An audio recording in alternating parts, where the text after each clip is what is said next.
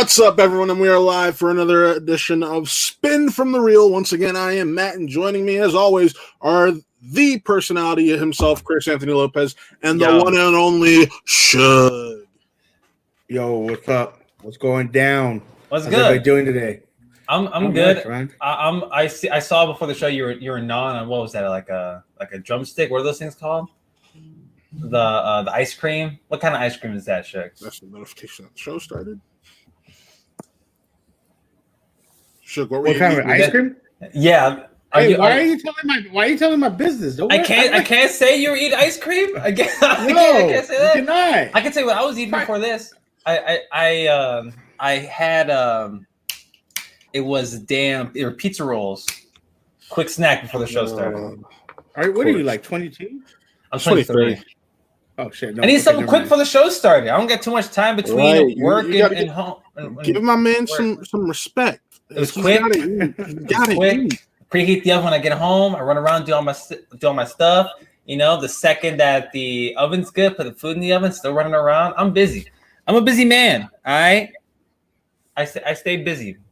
Like this whole Schmoedown thing ain't helping me out because there's like 5 matches a week. Again this week. Right, and here we go again. I can't handle this. I can't handle all this Schmoedown. It's too much. And then the FCL stuff. It's 2 more matches I watch every week. I'm watching like 7 movie trivia things every single week.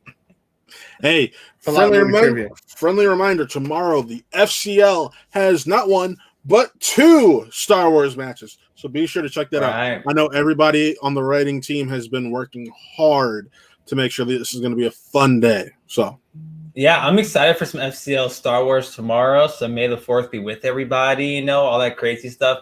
Some Adam Gertler's return to movie trivia competition. Yes. You know, it's been a hot minute. Was shocked to see that he's going to be a Star Wars player. Oh, right. Former DC movie news, you know, going into playing some Star Wars in the FCL. But all power to him. I'm excited I'm looking forward to that. And I like the inclusion of Star Wars television in this one. I like that. I like that a lot. There's a certain someone who's basically written that entire category. Yeah, and I hope that PLD is doing a great job at that category. So, no, but Suge and I, we talk about FCL. We talk about FCL, them getting crazy, and them doing the things that the Schmoedown wants to try, you know? That's kind of our job because we're the developmental league, and we want to develop how slices that potentially are going to be going into the Schmoedown are going to work also. Right. So FCL is really just they're bringing the fun. Like if you're not watching the First Class League, I highly recommend doing so and get in the live chat. That live chat is popping the whole time. Competitors from the Movie Trivia Schmoedown and the FCL blow that thing up, talking their smack, and then Suge and I are just like, come watch our stereo show, like that, or come listen to it. Like that's really. That's FCL is so much fun to watch. I will say it every week until the day I croak. FCL is fantastic, and it's a great addition to the Schmoedown, 1,000%. Precisely, and you gotta love it. I'm loving everything they're doing over there, but I'm gonna be a little biased. So yeah. No, like as the unbiased point of view, FCL rules. It's a lot of fun. It's people getting to really flesh out their characters. And yeah, the movie trivia may not be as difficult or not as hard as the regular Schmoedown, but it's developmental. People still don't get that. We've been doing this for over a month.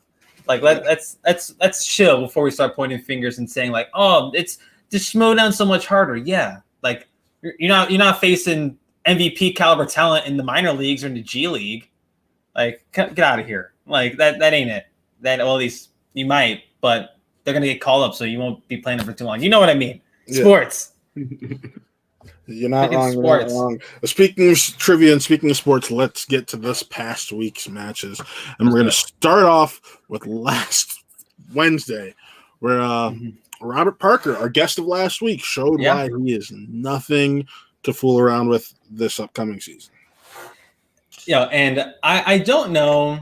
If like maybe him coming on the show last week swayed my my thoughts about this man, but Robert Parker just has gotten the shaft because like the abbreviated season, the whole not as many Intergeekdom matches last year. I feel like we're getting like at least one a week. It feels like nowadays.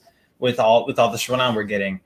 But Robert Parker and Brandon Hanna, like, yeah, Brandon may have come out on the losing end, but damn, dude, what another star-making performance, like really pushing the career of Robert Parker. This man is none to scoff at, none to play with. Like what you said, Matt. Like this guy is a killer. He will be a killer in IG going forward. It's kind of scary, but what can you do, man? I mean, shit.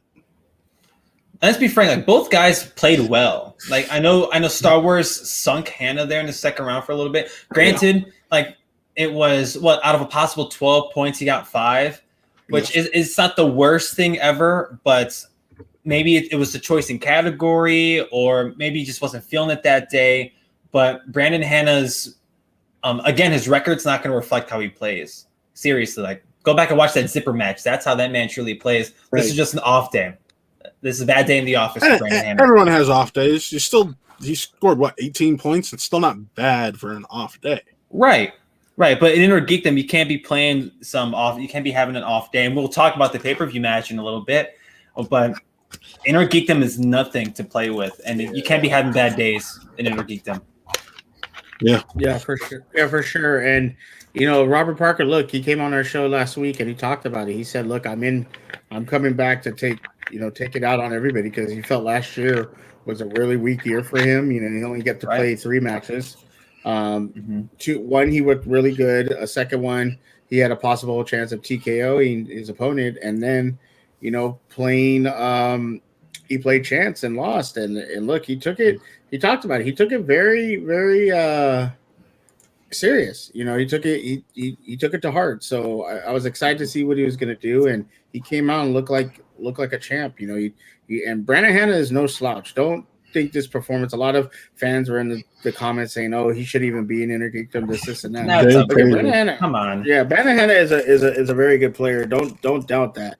But you're looking at a very, motivated Robert Parker. So it's gonna be interesting to see what he does now and how he does it moving forward. But don't sleep on him. And I hate that Brandon Hanna slander. Like don't get me wrong. I'm not Brandon Hanna's biggest fan. Like I will be the first person to say that. But us as fans are like, oh, yo, Brandon Hanna shouldn't be an IG. Like, come on now. Like what I said earlier, that match against Zipper, he proved why he should be here. Not that he needed to prove anything. Leo Logan in the chat, Hanna is very hot and cold in IG. Maybe he could take a step back here and go to teams and singles, because he did show promise last year in his team with Jader. Brandon Hanna is a slept-on player overall. Like, can I say that? Is that like an unpopular opinion? Yeah, kind of. It's a little bit unpopular. He's solid in all 3. Is he like the best? Like if I had to pick Chance or him, I'm definitely taking Chance. Like in regards to multiple division players, 3 division players. But damn it, man! Like just because he's hot and cold, but when he's hot, Leo. Like my man is on fire. And when he's cold, like when he played Parker, that's still not a bad game. He probably beats like a middle of the pack, lower IG player. But you're facing off against Robert Parker, a guy that's had all this expectation, not only by the league, but by fans who've seen his work before. And then he comes in and beats the brakes off of Ace. Then he beats the brakes off of Ben Goddard. Sorry, Suge.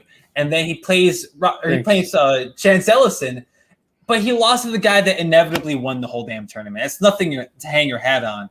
But Parker's still out here bringing the heat, and he's on his little bit of a revenge tour, even though Chance may be the only person on that tour. We'll see if he even plays it. Yeah, for sure. Well, and who does we don't know who Robert Parker's to be playing next, correct? No, we don't. We do not. Not yet. Hopefully, Jay will bestow us one day with how Inner Geekdom is going to work. But I think the next logical step for Parker. Who's someone? Oh man, because this is first match of the year. Do you have him play? I think Chance may be the next logical step. Yeah. Damn. Yeah, we're gonna just blow that off right now. Like, just get that match out the way.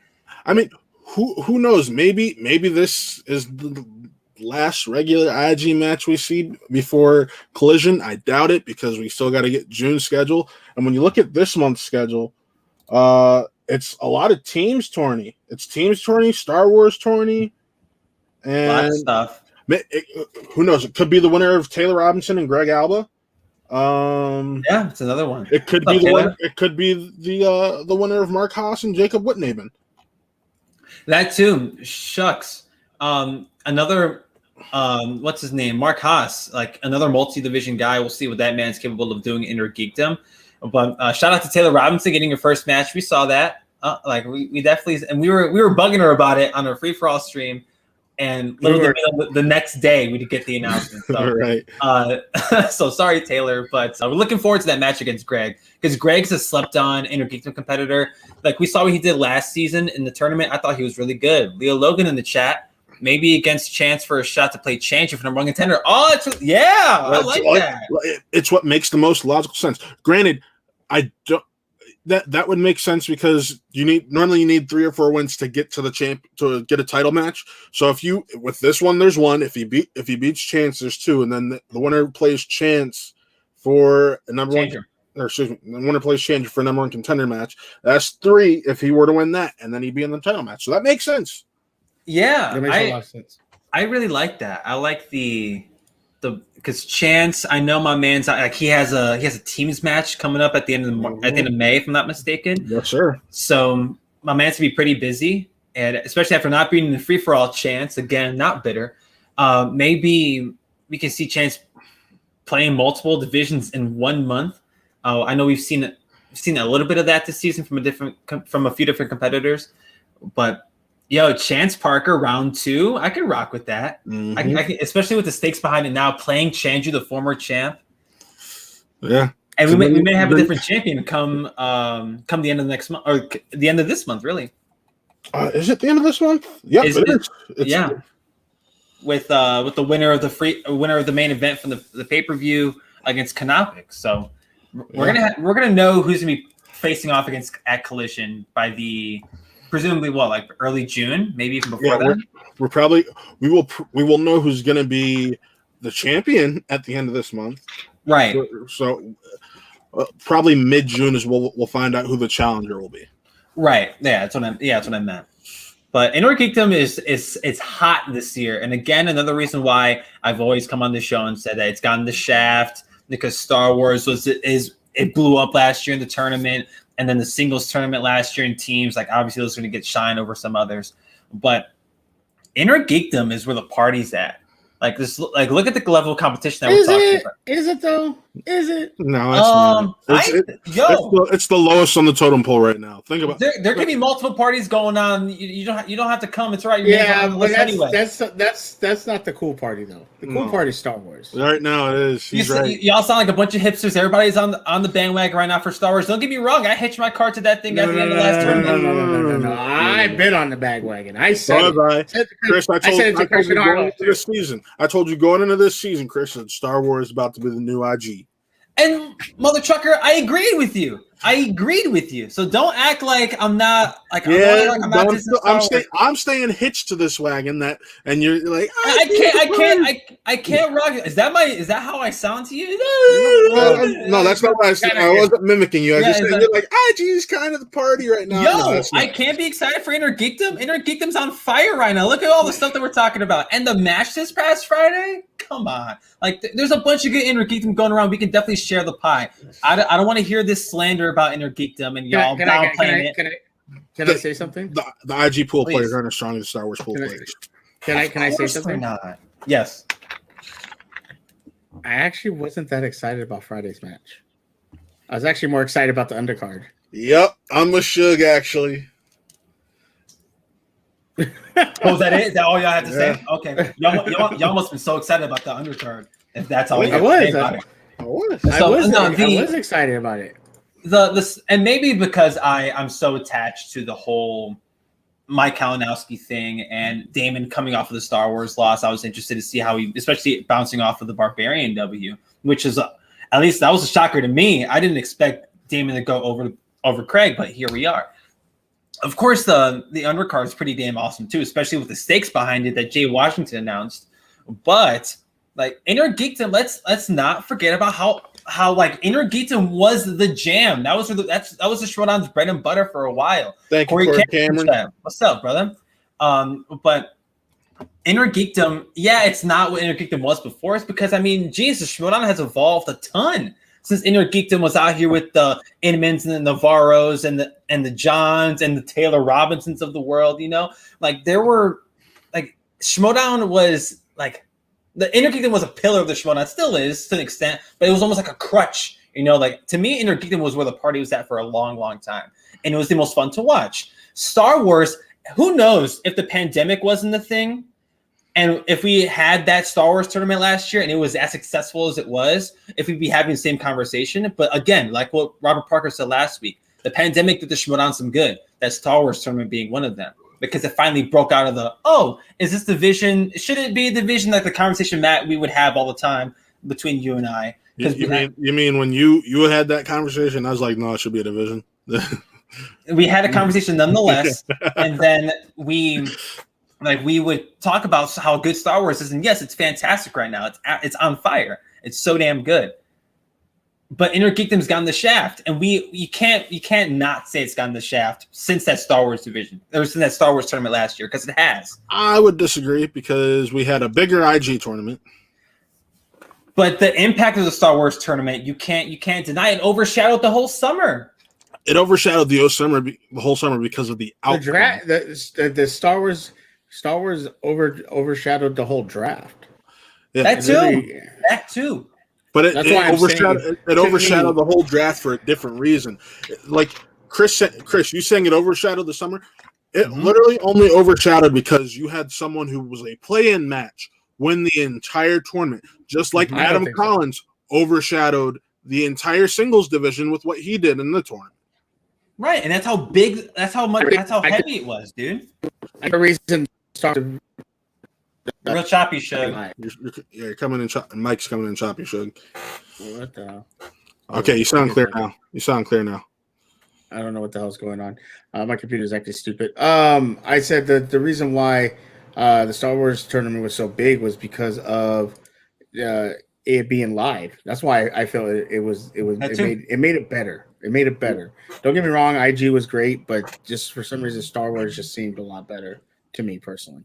It was star making. Like, and the Star Wars division also made a bunch of stars in the process. Inner Geekdom did the same thing to me, but Star Wars, like, yeah, we all knew Dimolanta, Laura Kelly, and all these folks, but we knew of them, but they became characters and personalities within this league off that one tournament. Like, and they became, like, Laura was really starting to work on her heel character with Korruption, and she wasn't even in the final. And then obviously the storyline you mentioned with Ace being the play-in, winning the damn thing, Dimolanta being one question away from achieving that goal of playing Alex Damon, especially since it happened so early in the year. But people were still talking about it months and months and months later because of everything I just said and more. Inner Geekdom, yeah, it was great. Chance won. We had a Korruption final. It was fantastic. But damn it, by the end of the year, we were still talking about that Star Wars tournament. Shit, it's been a year, and we're still talking about that Star Wars tournament because that's how big it was. And that's why I'm saying that it overshadowed Inner Geekdom, and now here we are. Because you have better talent. I don't want to say better talent. I don't want to say that. I say this in the regard of almost every single Star Wars match was like to the last question. It was competitive. Yes. It was competitive virtually every single match. We had so many OTs, so many, it came down to that 1 5-pointer. You didn't get all that with the IG match. You built up more excitement for it being live, the storyline that came out of it, and the fact that you had matches that competitive. We've seen that exact thing carry over into the division so far this year. We saw it with Marie's match. We saw it with Evan Bushkar's match. We saw it with Thomas Harper's debut against Adam Witt. We saw it with the Eric Whiteley match to a certain degree. Not as strong as a performance, but we still saw it.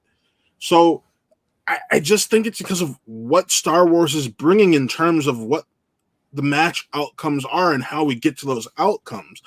It feels like you're guaranteed to go to a sudden death or both players having to hit their fives for a winner to be announced for those matches. So in that division. No, totally, and I'm so glad we agree that Star Wars is the shit. Like that's exactly what it is. But I'm just my point to go back to what's going on initially is that people like Robert Parker, like of course, like he put on a killer performance in Inner Geekdom. So did Mike. So did Alex on Friday. Sorry, Brandon, but like what Leo was saying earlier, it was kind of cold. You know, like you had a bad day in the office, but Inner Geekdom to have talk about talent, man. Like go back to the match that's the main event that started this season with Canoptic and Chancher. I have breaking records just so one of them could beat the other one. That's what I'm talking about with Inner Geekdom, and it's getting overshadowed by everything else. Not saying it shouldn't be, because that's how big the other stuff is. Yes, teams is intriguing because of how the format is. Singles is always going to be the creme de la creme of the Schmoedown. Star Wars bursted on the scene last year around this time, and now here we are, not only with the rookie class and everything, but it's bigger and it's more competitive, and we're getting those results that are down to the last point, whether it's in overtime or at the end of a match. But Inner Geekdom, like let's not sleep. I'm just saying, as a group, as a whole fan base, not even just us, like let's not sleep on Inner Geekdom. Like, there's still gonna be a lot of great stuff, and I cannot wait. Spoiler alert. To see Kalinowski versus Canoptic at the end of the month. Like, I am over the moon. No, I get it. I mean, I think the only thing that'll get me hyped for IG matches nowadays is it being a title match. I really think that, because unless it's, say, like a change or chance, I don't think I'll get hyped for it if it's not a title match. No, and to each their own. I mean, I guarantee there are folks that feel that way about Star Wars still, about singles, or about teams, whatever. But my reason for it being is, so far it's been more inconsistent than we're used to. In regards to what? In regards to the fact that we've seen more TKOs or knockouts in that division. Like we talk about when it comes to a big singles match, like we'll talk about in a little bit. Oh, first person to miss, or first person to check down is probably going to end up losing this match. But in Star Wars, we say the same thing. Unless it's a title match, it doesn't feel like we're saying the same thing for Inner Geekdom. Sure, and I would have put that towards the disparity between the competition. What's going on, Nick? What's up, Bubba? Yeah, go play your Madden game, buddy. Because the big KO this season is Saul and John Humphrey. Yeah. Right. So there's obviously that big disparity, and I felt like everybody knew that going into the match. So Inner Geekdom, like once the cream rises to the top, what's going on, Brandon? Whoever that is, and at this rate, it's probably looking like a Saul, Chance. Something like Saul, Chance, Chandru, Robert Parker, and Mara. That looks like your five. Mike. And Mike, but that looks like that looks like that's it. And if you can't force someone's way out of that, then I mean, let's not forget Amaru. Let's not forget Haas once he plays, or Whitney Ben or Taylor. But see, we don't know what they're capable of. That's what I'm talking about. They have to play at a level where they can push one of those top six out of those rankings. Sure. That's totally. what I'm saying. And for me to say they can do it, Amaru had a strong debut. Let's not forget Jesse, because Jesse Jesse. Yeah. Mm-hmm. But they all need, for Amaru and Jesse at least, we know they need to up their game a tiny bit more. Mm-hmm. We've seen that. Taylor, she's got her match coming up soon. I'm not going to say anything about that until we get an idea. I'm just talking about out of what we've seen this season. Saul is 1-1 technically. I as much as I love Saul, and he might be watching, and he'll come at me in my Discord for it. I want to see him do it again before I go on praising the name that is Saul. Sure. No, and yeah, in the Inner Geek, comparing the two, the geekier divisions to Star Wars and Inner Geekdom. Inner Geekdom, yeah, there's a certified top. There's a solidified group of names who we expect certain things out of, and everybody else is either making their way up, or they haven't played yet, or they haven't played in years, right, or whatever the case is. Well, in Star Wars, yeah, it is more competitive, and that's also a credit to them just focusing on Star Wars, because you have to know the intricate details of these films and soon to be TV series, because that's how tight the division is without it being too obvious at this point. But Inner Geekdom, you just added a buttload of new movies into it. It's not like you can add a butt ton more into Star Wars. You know what I mean? So you're gonna be more competitive on the question front. So yeah, Star Wars, anybody can beat anybody, and that's a fun ass way to watch a match. Like, it's not just, oh, if Burkett plays Wit, which we'll talk about later. Like, yeah, Zach hasn't played yet, but damn, in Star Wars, if you're gonna get in, anybody can beat anybody. Like, and I know we'll talk about the tournament, especially with Burkett and Witt's match. Like, yo, Goal Leader can beat Marie, Marie can beat Goal Leader, or Thomas might lose to Whiteley. Whiteley might lose to Thomas. Like, who the hell knows? Because that's how tight Inner Geekdom, or that's how tight Star Wars is.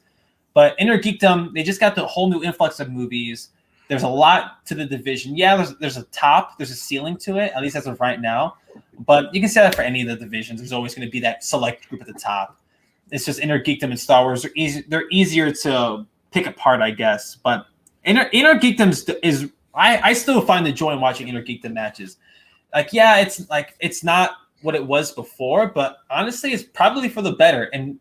And not having the studio aspect also kind of hurts it to me, more so with Inner Geekdom than anything else, which is kind of weird to say out loud. But with Inner Geekdom, like, yo, and maybe because it's my favorite division to watch. It's like, obviously you're partial to Star Wars for whatever reason. I wouldn't know why just by looking at your screen. Oh, but hold up. Inner Geek, you got the Thor hammer, Iron Man's helmet, Star Wars. Do you prefer Star Wars or Inner Geekdom? I used to prefer Inner Geekdom, honestly. But what do you feel now, Matt? I like Star Wars due to the fact that it's more competitive. Okay, that's my point. So, like, to me, I'm still partial to Inner Geekdom. Like, I still love watching the division. That's my preference. If I had one division to watch, I'd probably stick with Inner Geekdom. That's why I want all my favorite competitors to do Inner Geekdom. But, like, that's why I was really excited for Hannah versus Parker. Two guys who obviously know how to do an Inner Geekdom. Same thing for Damon and Kalinowski. Like, especially with that promo that Nerd Chronic put together for Damon and Kalinowski had me way more hyped than it should have been. It's like, because those two guys, they had little to no connections with one another, but they somehow made it work, and they tied in the whole Star Wars angle with it too. Like, and I don't want to jump the gun too much because that's a whole different match for a whole different discussion. But Inner Geekdom, to me, like, that's, I love watching that division to this day, and that's why I may prefer it over others, even though it's not getting the spotlight like a Star Wars or like a singles or whatever. Like, may not be getting the same spotlight, but there should be a spotlight on it nonetheless. In summation, that's what I'm trying to say. Now I can get off my soapbox. All I was saying is I can understand why there's not a spotlight on it. I gave my reasons as to why. Yeah, sure. No, and everybody's we're probably talking about this, and people are watching may not even watch Inner Geekdom. So who knows?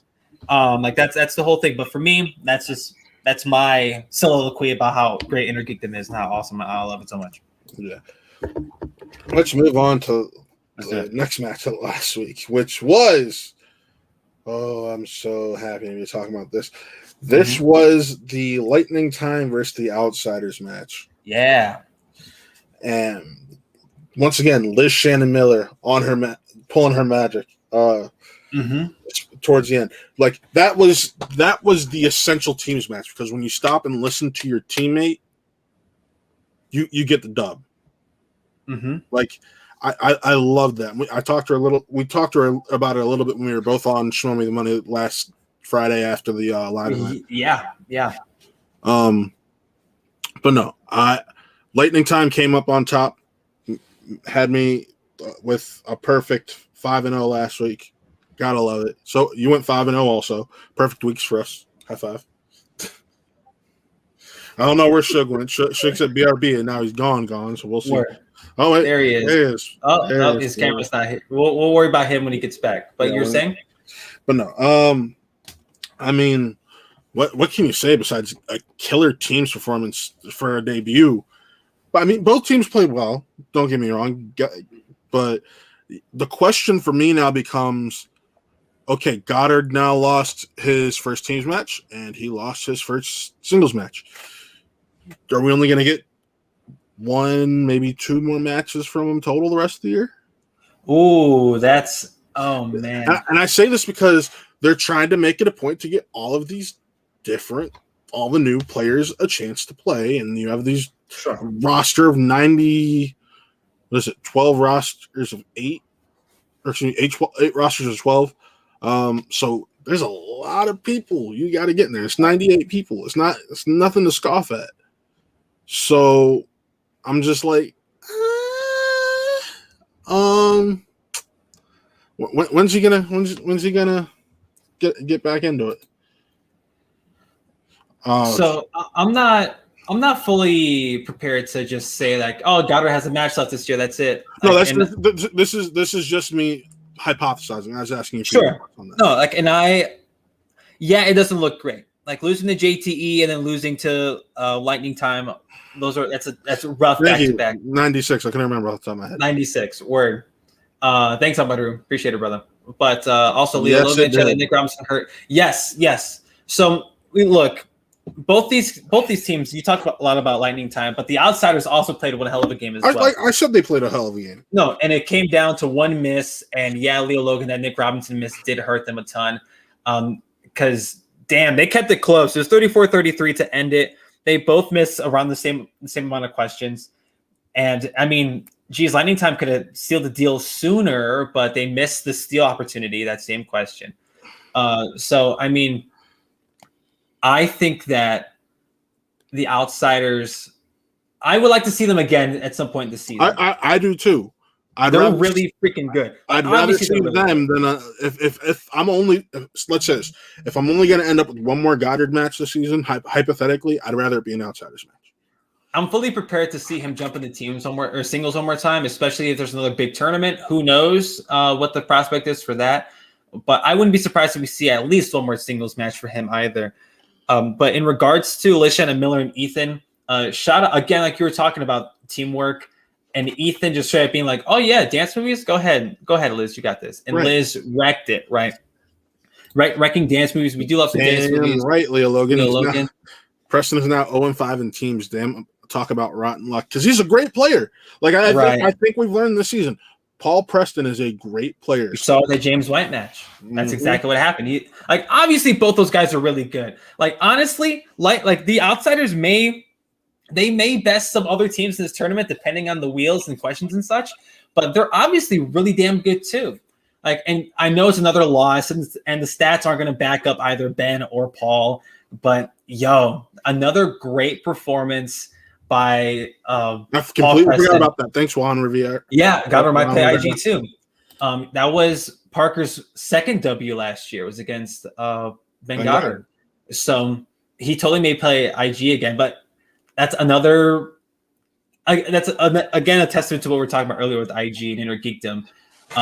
There's a certain level of play you have to achieve, you have to strive towards, and after spending so much time in singles and teams. When are we going to get Goddard and IG? Later this year? Like, is it going to be soon? Because that's a lot. We saw what happened with Chance Ellison last year, doing all three around a similar time period and then screwing him over in the long run. So are we going to see that again with Goddard? Who the hell knows?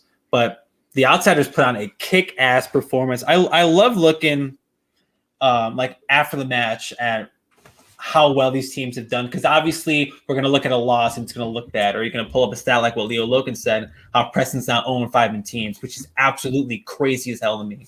But like this, you put them up against some other teams in the teams division and they're whooping, and it's not even funny. So Lightning Time, I mean, I had them going into it because the powerhouse team of Ethan Irwin and Lishan Miller, we saw that in the match. Like, what happened when you put these two together? And they absolutely crushed it. Liz, again, proving that, that loss that she had not too long ago, it was talk about bad day at the office when she played Roka, because this is the Liz Shannon Miller we're going to get for the rest of the season, presumably, with Ethan Irwin at her side. Oh my God, I'm not prepared for what they're going to do. And they play the winner of the other match that happened last week. So that match should be awfully interesting on the future of Lightning Time and their opponents for the other match. Yeah, I mean, I'm interested. Let's see if so. We know after last week they will be playing Rushmore. I'm kind of surprised this is how they decided to release the matches. So you're having each side play 1 week, and then the following week is the semifinals, and then the team's finals the week after that. It's shocking, a little bit shocking to me, because you'd think you'd do one from each side, try to balance it out. I guess they're just trying to alternate, like, week 1 you're going to get left side, week 2 you're going to get right side, week 3 you go back to left side. Week 3 you get both. Week 3 you get both. Week 3 you get both, and there you go. Like that, I kind of get that to an extent. Yeah, and granted, we know they're pre-recorded, so we don't know how much each team had in between the matches. Right. Right. I'm in the camp with, at least with Lightning Time and Outsiders. This is probably, I wouldn't be surprised if it's the best match of the tournament. I wouldn't be surprised. I know it's easy to say that in hindsight, but this match is awfully competitive. It was really damn good. One question missed, and we're talking about how Lightning Time got outed in the first round. A lot of people's favorites in this whole damn tournament, because this is one of the teams on paper that makes a lot of sense, where they have obviously a lot of overlap because they're good at multiple different categories in different areas of film. But Liz Shannon Miller kind of picks up where Ethan lacks, and maybe vice versa. So we saw in this match that Liz got through that second round with ease, with the greatest of ease. But maybe next game they get a category that Ethan's strong in, and they're able to do that, and they're able to run through that. So I would not be surprised if this match is the best one of the first round, maybe even the whole tournament. Who the hell knows? Yeah, I mean, we're playing wait and see at this point. That's what it is. We're playing wait and see. It was better than Rushmore Press Room, and I know we'll get to that in a minute. But the match, Lightning Time and Outsiders, to me was, I don't want to say significantly, because it makes it sound like the other match was bad, which it wasn't.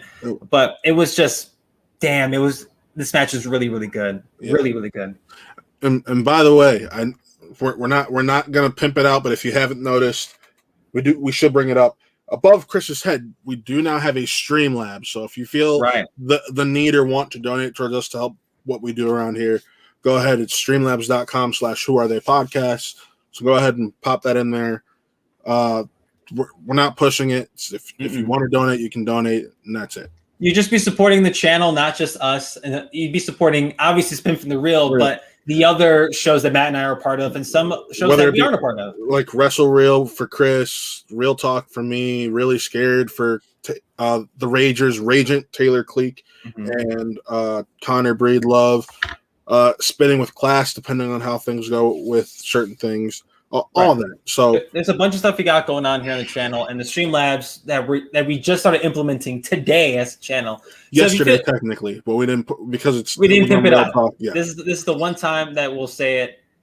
If you want to support us, great. If you don't want to or you can't, that's perfectly fine too. The show will not change because of that. You're right. That's one thing we want to emphasize. We're still the same show. That's strictly if you want to support. We're still going to be the show saying, hey, you throw a comment up in there, we're not going to hold back from it. If you think you got something really important to say and you want to say it and have more characters, I'm guessing Streamlabs is the way to go. But yeah, right.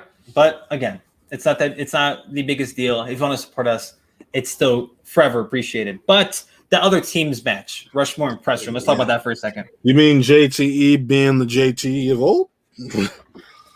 Okay, is this how we're going to start the conversation? Might as well. JTE's been one hot discussion, one hot button topic the last few days, because I mean, I've heard from other shows and from other people in the space that, like, the whole JTE, is he back? Is JTE back? You know, is it the same little evil that we saw running wild in the earlier seasons of the Schmoedown? Is he back? And he beat Drew McWeeny. Him and Roka, they beat the Press Room in it, like, I don't want to say dominant, but they didn't have to answer a third round question. Like, they were that much ahead. JT obviously was a big part of that, with them getting action adventure in the second round. Well, is he back? Damn it, it's hard to say no. Like, all the two samples we got, it's hard to say no. Like I said, I bring up the fact what Roka said. What I said this last week, and I'm saying again this week. Roka said if you pair him with either of the Patriots, they go on a very similar run. and they're just as dominant of the team. And right now, one match in, it looks like it. Like, right? Yeah. Like, what was it? They scored 28 without having to answer 27 without having to answer a third round question. Right. That doesn't happen lightly. That's a pretty big deal. And them absolutely killing it in the first round, them killing it in the second round, Action Adventure was an easy and confident choice for them. But then Jeff Altman in the chat. Hi, Chris. Matt. Hi, Jeff. Hi, Jeff. Jeff Show. Jeff Show, baby. We're going to be on Jeff Show tomorrow, aren't we? Yeah. Yeah. We'll talk about that later. After Saber Reel's review of Bad Batch. Yes. We'll do all the pluggies later. Yes. But JTE, he's having one hell of a season so far. My man's played twice. Beating McWeeny, and yeah, it's the press room. It's Horowitz in his first match of the year and Perry's first match of the year. But damn it, like press room, they didn't go down without a fight. Like they worked their ass off. And for like Perry isn't known as the super dominant singles player. She has some notable wins. What's up, Mike Kalinowski? And Josh Horowitz's first match in the movie trivia Schmoedown. But damn it, they still played well. It's just that Rushmore looked like, I don't know, their namesake. Right? Like, it looked like you were playing on Mount Rushmore. It's two of the greatest of all time in the respective divisions going at it with another team. And they played really, really well. Like what you said, they had 27 before the third round. They could have ended with 37. And if they get 37, they best the Outsiders in Lightning Time's first match as well. So Rushmore, if there were any question marks around this team, they're all gone. Erase them with your magic erase marker. I think that's being kind, saying they are destroyed. If there are any questions, they're eradicated. Right. Like there's no reason to doubt JTE anymore. I think he unless my man's got struck by lightning twice, which. Not likely. It's not likely. You're not looking too hot. But like with what JTE is doing in singles and teams, he's playing really, really well. And who knows? Maybe this is his one. Say my man got the L word came wrong. He got lucky, right? But we'll see against Lightning Time. And again, like if my man craps the bed, then we can revisit this conversation. Right. But until then. He back. Right, like he's looking really, really good. Like beating McWeeny, yeah, McWeeny's wheel slice in that match wasn't the best, but damn it, a win is a win, and he looked good in it. And then you come and you play off against the press room again. Perry's the one proven competitor. Horowitz's first match, and by the way, he did not play bad. He did, and I'm really excited to see whoever his next match may be. He caught my attention. That's all he had to do. He caught my attention, and he did just that. I love Josh Horowitz. I've seen his stuff on MTV News and Comedy Central, and he's absolutely awesome. And he's no stranger to movies at all. But like he played well in this match with Perry, and yeah, they were the 16 seed playing the 1 seed. You know what I mean? Or in this case, the 8 seed playing the 1 seed. Yeah. So like it was rough to see them go out in the first round. But who knows? Like Josh Horowitz getting his feet wet in movie trivia now, I think we're going to see some good stuff. Hopefully, if he plays again, if he plays again in singles or whatever, then okay, fantastic. I'm looking forward to it. Leo Logan in the chat. Perry didn't do well in round 1 at all. Horowitz did good for his first time, though. Yeah. Again, and Jeffrey Kahn in the chat. What's up, Kahn? First singles match. Paul Hauser. Sweet. Yeah, Hauser. Yes. They did announce that, didn't they? Okay. I forgot if they announced it. I knew what it was. I'm like, did they announce this yet or not? Yes. Not. I'm just going to play it safe. But, yeah, I'm excited. I am very excited for this. Like, oof.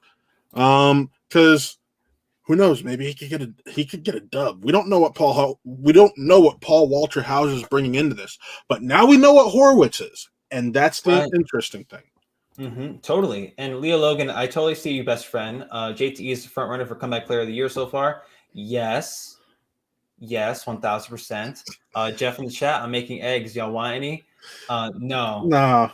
I'm okay. Chris is allergic. Yes, I am. But JT, that really threw off my train of thought. JT front runner, comeback player of the year, 1000%. So far, he's leaps and bounds in front of anybody. But man, now the question is, like, yeah, they play off against an unproven commodity like Press Room, but now they're facing off against two established singles players who teamed up to beat another great team in the Outsiders. Now now Rushmore's gonna be facing off against Lightning Time. And we don't have to get predictions now. What I will say is that this match is gonna rule. Like this match, if all four players bring it, this could be match of the year contender. Yeah, I said it. I'm calling it. If all four players kick ass. Allergic to eggs, you baby bird bitch. He's not allergic to eggs. I was just saying. Not allergic to eggs. It's not. No. I just did that to just throw him off because there's something TV show or movie. Someone's like, "Yeah, I'm related to eggs." I'm like, "Okay then." Yep, I'm allergic to peanuts. Fun fact. Keep that in mind, Jeff. Oh, but no, JTE is gonna. Like he's obviously made waves so far. Putting him with Roka. Roka coming off of that win against Lashana Miller, and she's gonna be looking to get her revenge against Roka and Rushmore by proxy. So that half of the bracket, if I pull a picture up one more time, like because that half of the bracket is absolutely stunner. What's up, Suge? For those wondering who Suge is, he is having where Suge is. He is having technical difficulties. Trying to get those figured out for him so he can get back up here on screen where he belongs with us. Right, and for those wondering who Suge is, that's my dad. So pulling up the teams tournament one more time. Like the left side of this bracket's done, and obviously we're getting Rushmore Lightning Time. That match is going to be absolutely brutal. I do not envy either one of those teams. That side is nuts. But now this week we're moving on to the right side, and there's a bunch of quality players on this side as well. But look, let's not get into that yet. Not going to get into that. I'm just saying the right side is also going to be pretty damn cool. Yeah. And it's a similar situation to the left side, if I'm being frank. But again, we'll get there when we get there when we do our predictions later in the show. Yes. So with that in mind, let's get into this live event. Yeah, pay-per-view, baby. Love me some Battlefield. Like I said earlier on, Chris and I had a perfect week.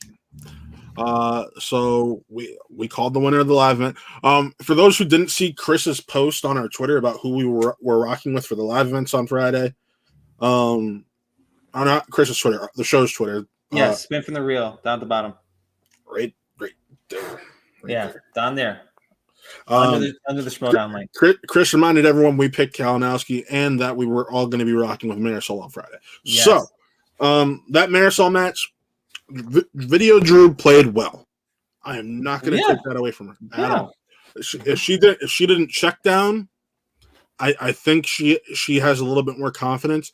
I was shocked that she didn't know the 21 Jump Street question though. Yeah, that was like the big dagger for me. And right, says Chris, leave the fro alone. I can't stop touching it. Trust me, I'm looking at it just as much as you are. Well, go ahead, man. But chart breaking. What can you do? Marisol went perfect, if I remember correctly. She straight up just went perfect. Yeah, the one miss was a steal opportunity. Yeah, exactly. So you can't be mad at her performance. She's going to go on to play Janine now, and the winner of that will end up playing Kevin Smith for a number one contender at Collision. So I'm really excited about that. But we praised JT for his comeback. We got to show some love, unfortunately, in my opinion, but fortunately for Chris, for the start of what seems to be another corruption comeback. Wait a minute. Unfortunately. I said unfortunately for me. Look, I know that we'll talk about Mike, the king of corruption, in a second, and the queen of corruption, Shannon Barney, being the manager of the week, according to the Movie Trivia Schmoedown Facebook page. And I did vote for it. I did vote for it. As did I. She did fantastic on Friday. And the princess of corruption, Marisol McKee, obviously. No. Lady Justice. Don't call her princess. That is Lady Justice. There's the king, there's the queen, and there's the princess of corruption, who also happens to be Lady Justice. There's just a queen. Then there's a killer. Then there's a cobra. There's no prince. Don't throw these titles on. We get there. Who's the prince of corruption? We have co-princes in Adam and Chance. Like it's like a. Thank you. Watch your mouth, Chris. Shook, say it to my face. Oh wait. So that's just my 2 cents and everything. You know I love corruption. Corruption's the best. But yes, Marisol played spectacularly.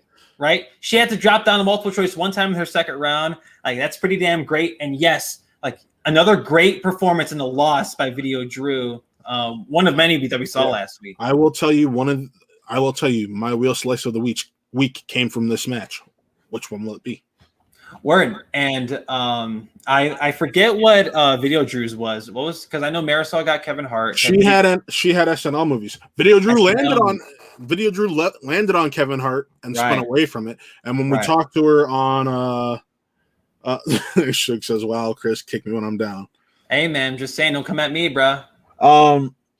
But Video Drew, when we talked to her afterwards on Schmoedown with Money, she did say she wishes she had gone with Kevin Hart because she would have gone perfect. She said, "I would have gone perfect without checking down." Mm-hmm. And I told her, I'm like, I was shocked that she didn't stick with it because it's a brand new category. So the questions aren't as deep. And she's like, yeah. And that's the kind of thinking I probably should have gone into with it. But I didn't. And I regret that. Right. And that the whole playing under the lights, playing in front of Mark and Christian live, nonetheless, like it's like to second guess yourself for you second guess yourself once and it screws you over. Because then she got put with SNL movies, and those SNL questions were considerably harder than the ones we've seen before. So they ain't no joke, right? So SNL movies those movies are not great, and the questions aren't the best either. In regards to difficulty, no offense, PJ and writing team, #team question writers. So Marisol absolutely killed it. Right, she checked down a multiple choice one time. And she only had to answer her 2 and her 3 in the third round, and your winner, Marisol McKee. Yeah, Marisol now, and we'll get to her teams match this week, but like Video Drew, all it took was checking down to or spinning away from Kevin Hart. Who the hell knows what Marisol gets if she doesn't get Kevin Hart? If she may get a different category, we're having a different conversation, or we might be having the same conversation. Just Marisol winning it with a different category. But of course, the question of the match is, why did Video Drew spin away? And on Show Me the Money this past Friday, shout out to them. Like she answered that. Like, she second guessed herself. That's really what it came down to. And in Schmoedown, we see that a lot. So you can't knock Video Drew in any way, shape, or form. And she's had great performances. Her second perfect first round after that Jen Kemp first round she had last year. Another incredible match with two ladies absolutely killing it in the Schmoedown. And here Video Drew is a part of this one against Marisol, but she was on the losing end this time around. So Video Drew spinning away from Kevin Hart was definitely the iceberg that sunk that ship. And then Marisol just being Marisol. She went perfect. She missed one question and it was a steal. It wasn't even her question. So Marisol's bringing it. And if she brings it like that with Adam this upcoming week, Deception may be. Come on, let's save that, man. No, I'm just saying. Like this, we talked about Adam last week when we had him on the program. Again, thanks, Adam. But he was even saying like Marisol carries me through teams, and she did pretty damn well in singles. Now imagine adding a former singles champ like she that. She hits her 5-pointers. And she didn't need to hit this one though, because she didn't even need to hear it. So Marisol McKee, like she's none to play with. Neither is Video Drew. And whatever, I do not envy Video Drew's next opponent. I don't envy them. Video Drew's shown this year that she actually belongs. It's right. No one can question her anymore, in my opinion. Because she's not just the character; she's the character, and she's really damn good at movie trivia. Mm-hmm.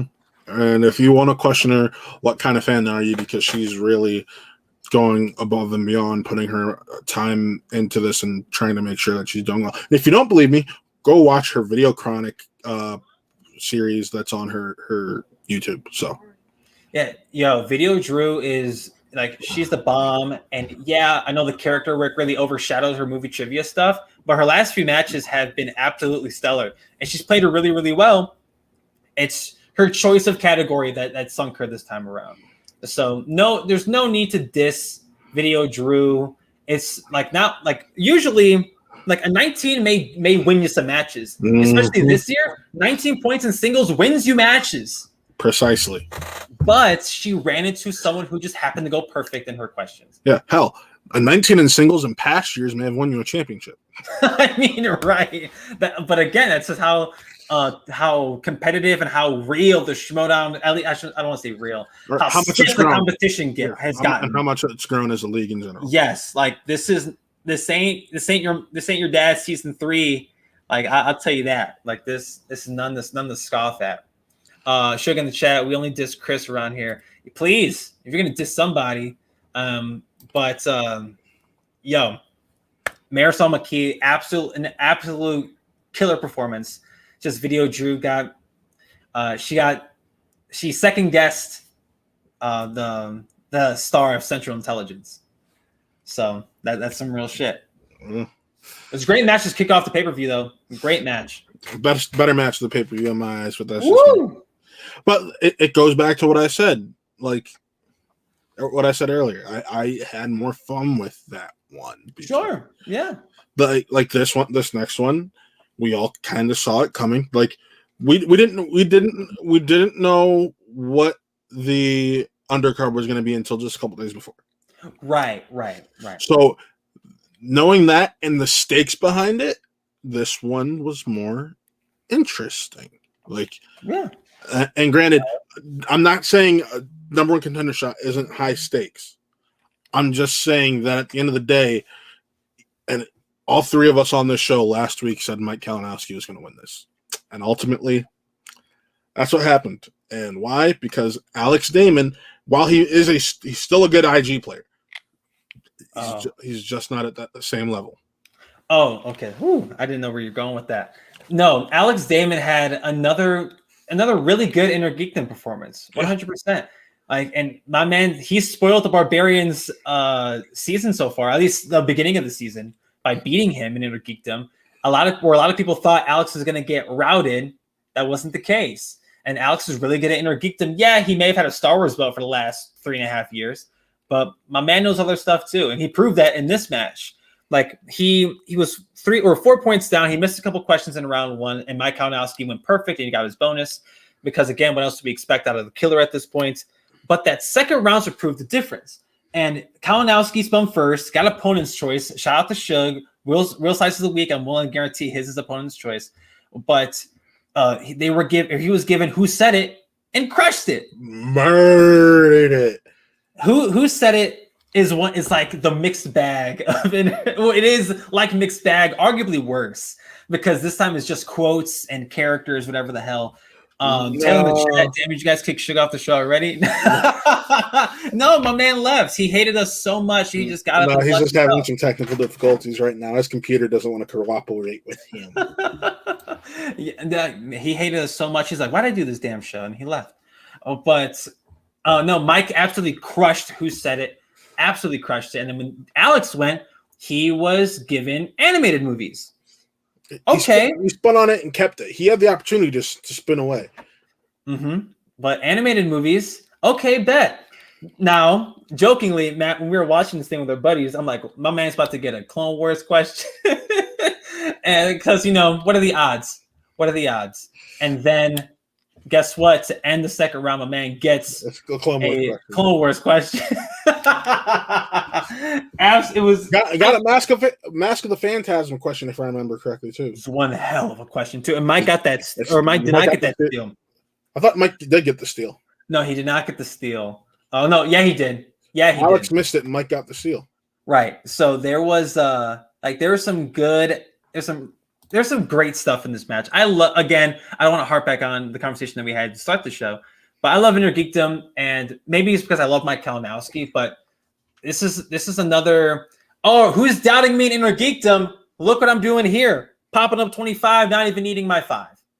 Like Mike Kalinowski is the absolute killer, bringing what he's going to do. And now we're going to get Canopic Kalinowski 3.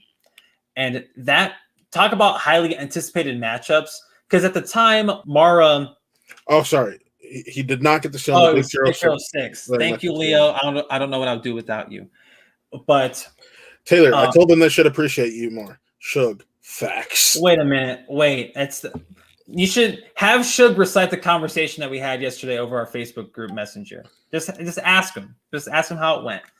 So with Mike, again, this is what we expect out of Mike Kalinowski. Alex, I don't want to see people in the chat like, oh, he didn't spin Star Wars, so he's not good in or Geekdom. He didn't it's still a good match. He still did really, really well. And he was crushing animated until he missed that Big Hero 6 question. So, like, my man obviously is really damn good at what he does, but Mike just edged him out just a little bit. Yeah, Chris, because the question about the peanut allergy, shaking my head. Yeah, you would think the guy with the peanut allergy would know the peanut allergy in Big Hero 6, a movie that he adores, but I guess not. So I did. Big Hero 6 is on my watch list for Disney Plus. Maybe I'll watch it tonight before I go to sleep. But Alex Damon absolutely brought it too. His first round was a little rocky. And granted, 7 points is nothing to scoff at in Geekdom. Mike Kalinowski goes perfect. Right. When you're playing against Mike Kalinowski and he happens to go perfect, you need to at least get as damn close as you can. And being down 4 going into round 2 isn't going to help you out at all. But another testament to why Mike's at the top of his game and how he should not be doubted in Inner Geekdom. Alex Damon having himself one hell of a game too. Taylor in the chat, oh Chris, you would adore Big Hero 6. Right. Yeah, like I love that movie. He's a Big Hero 6 show. If you didn't expect that, I'm a Big Hero 6 shill. I blame my brother for that movie. But Alex Damon still played really well in Inner Geekdom. He obviously proved that he belonged here just in case people needed to be proved that. I guess that was the thing. But damn, it's the killer doing what we know, what he knows best in Inner Geekdom. Hold up. We have Suge back. Suge, baby. Is it working? Yeah, it's working. What's up, bud? Okay. All right. Yep, I'm having technical issues. I apologize for that. Yeah, Chris, why would you literally said, oh, it's not peanut allergies because I have peanut allergies and I would notice that you were wrong. The exact quote was, it can't be peanut allergies because I have a peanut allergy. I would know. Well, you didn't know. You said that tells you a lot. It tells you a lot about yourself, okay? Right. So anyway. I'm a big fat phony. Taylor, click in the chat. The Suge Knight returns. Yeah, that's how we start addressing you, Suge. The Suge Knight returns. Like it's simple as that. Yeah, this match was very. I hate to agree with Matt sometimes. I really do. I just didn't really care about this match, to be honest with you. We all figured Mike was going to win. Mm-hmm. And he's gonna play Mark Konopik. Now I'm excited for Mark Konopik. That one I'm excited for. Mike 3 because there's a lot of backstage things going on. If you I look at. Oh, what's up, Saul? Anybody else feel the show just got dumber? Ouch. Yeah, because you commented, Saul. Oh damn! Because you commented, Saul. You know. Does Saul still hate me? Look at. I may have this show might have got dumber, but I've been on camera longer than you were in free for all. So anyway, does Saul still hate me because of what you said? Did we ever get that cleared up? Saul hates everybody. Okay, cool. Just so I know, Saul hates everybody. Anyway, I'm trying to make an analysis here. Please go ahead. Saul's coming here. Think this guy think he's gonna do something in IG. Let's see what he does with this next match. Okay, God. Hopefully he plays good. You know, don't get me wrong. He played a great match against John Humphrey, but it was John Humphreys. I want to see him beat somebody. I want to see Saul beat somebody. Okay. Let the record show Matt and I were both praising Saul's performance earlier. Here we go. Mark Konopik versus Mike Kalinowski. It's very interesting because if you remember when Mara played Chandru, she talked about it. Someone asked her, "Well, were you concerned about the antics, the character play?" And she said, look, I'm not worried about that. I'm not going to deal with that. I'm not going to pay attention to it. That's not my job. My job is to answer trivia questions. Yeah. Mm-hmm. This is a little different. And I want to see how she is affected by Mike. I want to see how she's affected by Shannon. I want to see where this is going to go. I feel like this is where Kaiser's going to prove himself as a manager. Mm-hmm. Because he is going to have to be the mouthpiece. And he's going to have to take the shots for Mara in order to, for her to play her game. That's what I feel. No, that's personally what I feel. I agree with there. I agree there with you, Shug, because ultimately, part of what ended up being Mara's downfall when she was in the league originally was she wasn't aware of the character side of things, and she thought Mike was being real with how Mike was acting, and she didn't know that the character is what was going on, not Mike himself. And I mean, at the end of the day, is she mentally prepared to take on that character stuff again? Like that's what we got to ask ourselves. Can she handle it? And it sounds like she gets it now, that she's rocking with it. Now, how well is she gonna rock with this, especially this version of Mike, who not only is coming off of a W, Korruption just came off of a win last season, and now they're obviously gonna mention the stuff from before, like, because you have to. And that hype package that Neurochronic's going to put together is going to be absolutely awesome. Absolutely, yeah, it's going to be crazy. But not only that, not only Mike, Shannon. And Shannon's going to pick them. I don't care what you say. Shannon and her personality and that character she plays sometimes legitimately feels real, and you legitimately are like, damn, she is going after somebody's neck. Like, she is going after somebody. And I want to see, and there's not very few people. Obviously, Saul's one of them. There, you legitimately think he's going after you for real. There's other people in the Schmoedown that feel real. There's some people that feel like characters. Shannon's not one of them. So I want to see how and like I said, this is really going to prove how good of a manager Kaiser is, because Kaiser is going to have to take all those arrows, all those rocks, all those slings to him to protect Mara, in order for her to play her game from Mike and Shannon. And if he can do that, that makes him I believe that puts him at the top of the list as a manager, because this is gonna be Mara's toughest test. We know that she's not health-wise doing well. We know that. We know that there's just a lot of things going on behind the scenes with her, so it's going to be very interesting how this plays out, and look, if she beats Mike, you cannot deny that Mara's not one of the top. There was a I was talking to Rachel Cushing when we had an interview with her, and she said it, and I had to think about it. Why is Mara not brought up more than now? She's not brought up as one of the greats.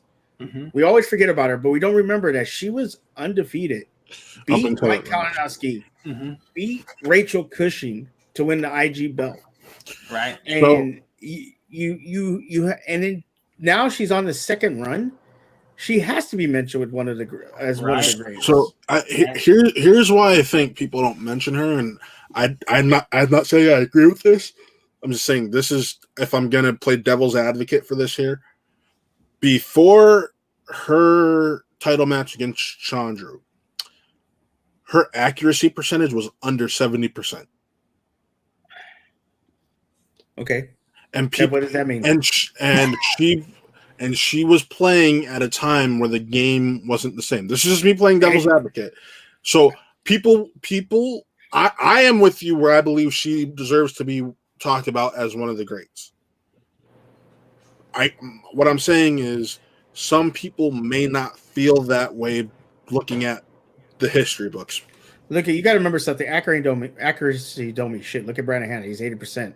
He can't win a match right now. I'm not trying to diss Brandon, but I'm saying if that's what we're going to go on, you can literally, that doesn't mean anything.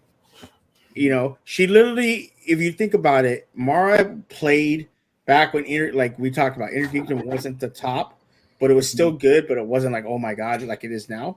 Right. And now she's come back and beat one of the best in Chandru. And if she defends the belt, beats Mike, maybe she plays a Amaru or a Saul or a Jesse Swift or a Robert Parker, and she beats them. She's played in two different eras. You're gonna have to give her due. I mean, I feel you should give her due now.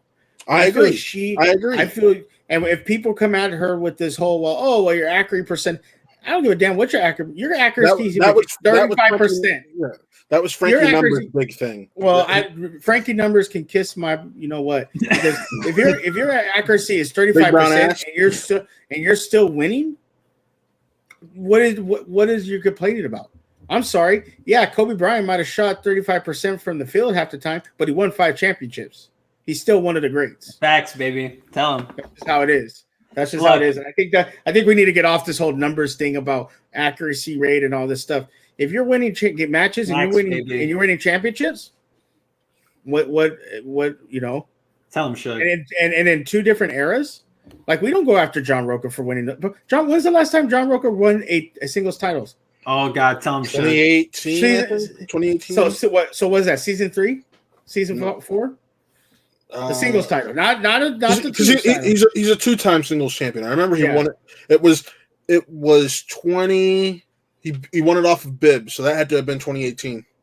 Okay, why do we not talk about? Well, he won it during a different era.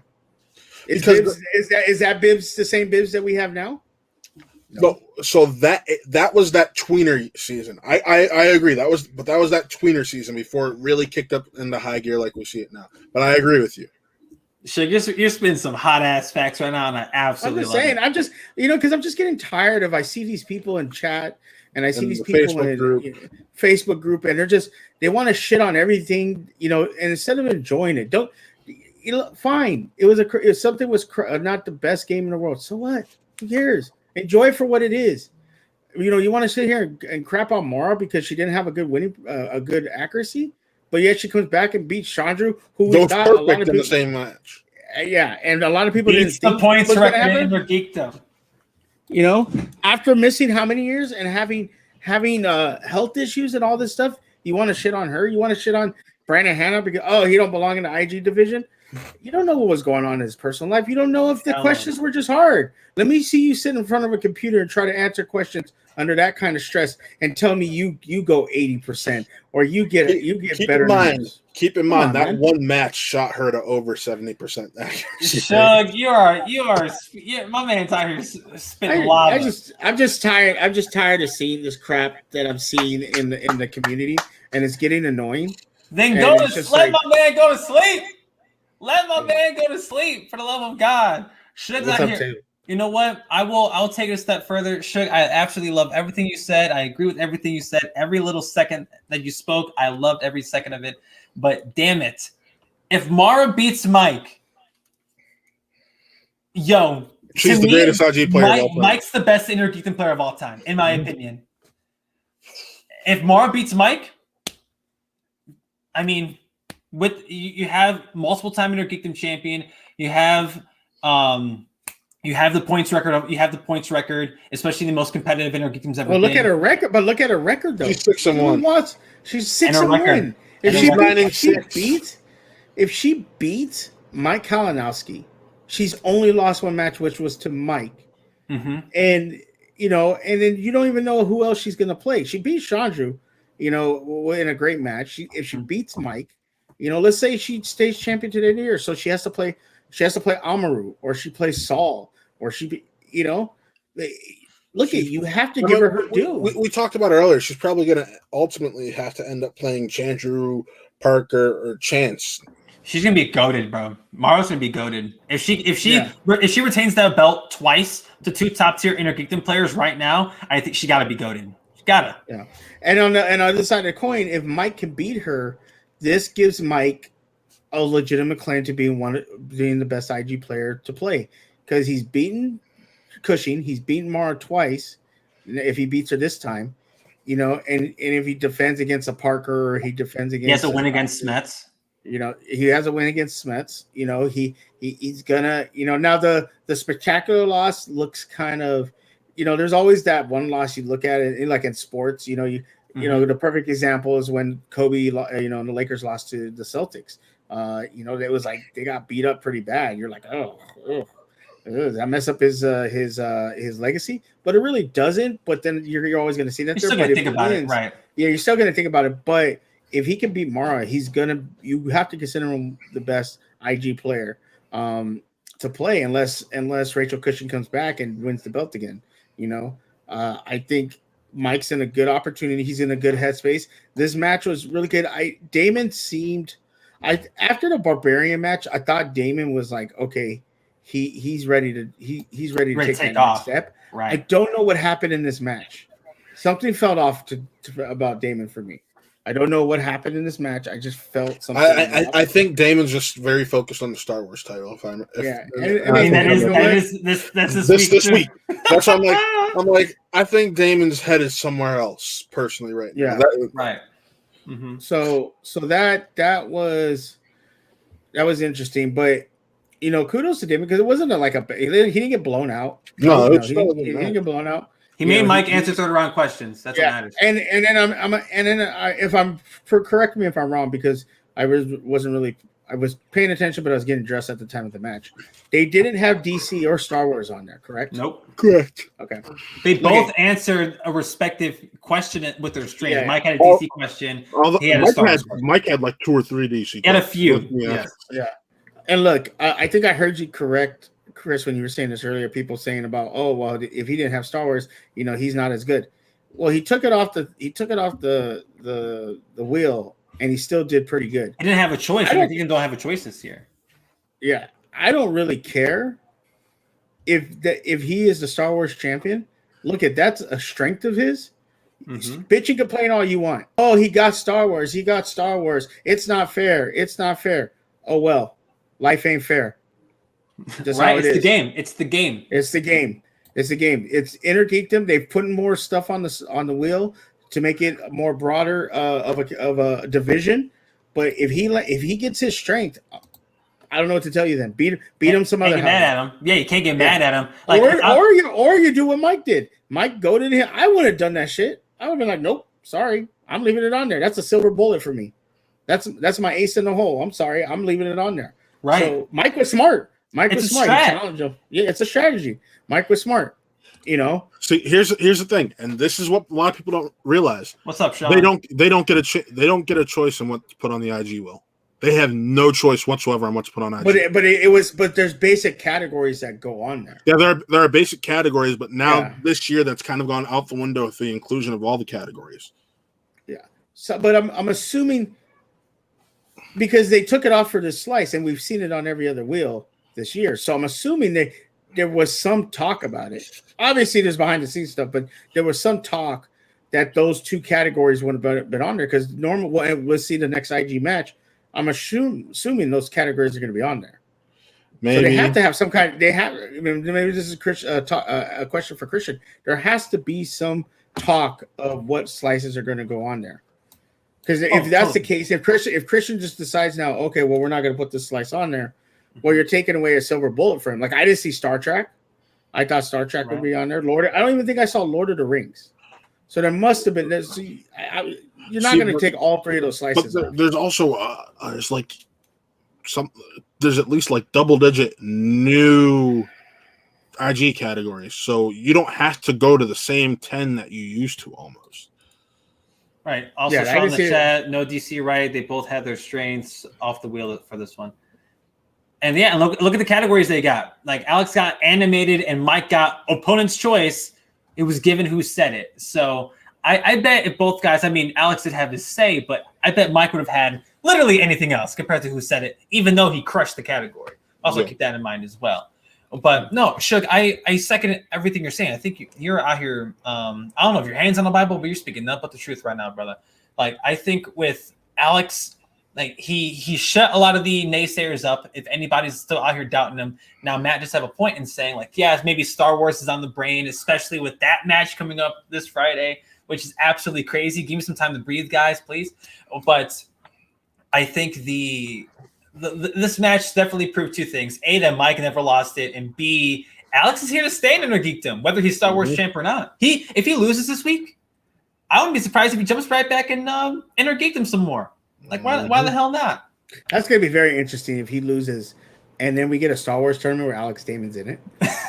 Right. That'd be nuts, dude. The fact that he's playing more than 1 match in a span of 2 months is pretty crazy to me. More Star Wars match.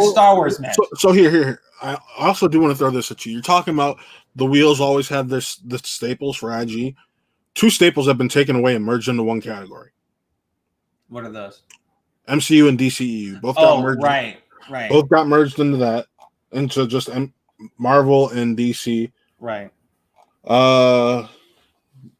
Time travel and dystopian, we got Planet of the Apes, Swashbuckling Adventure, Jurassic Park, Alien v Predator, Transformers. So we're at 6.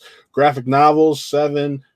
Comic movies is already there. Superman is 8. Spider-Man's 9. Batman's 10. X-Men's 11. Fantasy sci-fi is already there. Word. TMNT animated. So we're at 13.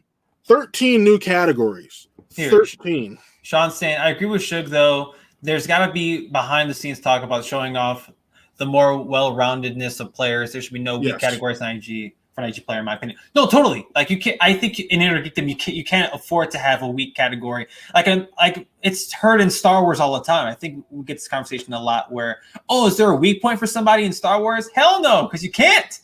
You can't have a weak point to succeed in the Star Wars. Same thing for Intergeekdom now. Well, you cannot have a weak spot. We do have a Streamlab coming in, and it is from the Rager Rick Radis. Go buy yourself a snack to eat while watching Big Ricky Rage's PPV debut this Friday, Daddy. Let's go 2-0. Oh, thank you, Rick Radis, for the Streamlabs. Really appreciate it. The first Streamlabs has been from the real. Really appreciate it, Rick. But yeah, we'll talk about Rick in a little bit. Like I'll reserve my thoughts on Rick until we get to his. Can we not talk about Taylor Cleek though? We can not talk about Taylor. We have to talk about Rick. I will say this. This will be the only talk of Taylor Cleek on this show. To everybody who keeps thinking Taylor Cleek and Rick the Rager Radis are the same person, I must remind you again, they are not. See, Taylor Cleek, the person on the left. It's just that Taylor Cleek guy doesn't know anything about Schmoedown, but yet he managed. It just doesn't make any sense. I don't understand it. For those at home who are confused, Taylor Cleek, the one on the left, Rager on the right. Simple as that. Taylor Cleek in the chat. You are now financially indebted to my clients, so be prepared for all the complications that come with that. Oh, Jesus Christ. Peggy Gubbins. Hi, Peggy. Thank you. Yeah, she's going to take him out. She's going to take out Triple R. I like Triple R. We'll wait. We do predictions that we'll do that. We'll talk about that. But before we get to predictions, yes, do Will Slice of the Week. Will Slice of the Week. Chris, we're going to start you off. Yes. What was your Will Slice of the Week? I wrote down a few. I mean, what's new? There was a lot of fun ones that I got throughout the week. Photographic evidence, baby. I am going to go with, there's some good ones. I love Mike getting Who Said It, opponent's choice. I do love that. Chris Clark. Chris Clark, what's going on, brother? I'm going to go with Lightning Time Outsiders, Lightning Time second round category slice, dance movies. I do love me a good dance movie. I love me some dance flicks. And Liz Shannon Miller absolutely wrecked that category. I mean, if I'm not mistaken, she did not miss a single question. And dance movies is a category we don't get to see too often. I know some competitors like to put it on the wheel as their strength because of the tightness of a dance movie. I mean, although there's one King dance movie, there are a bunch of others as well.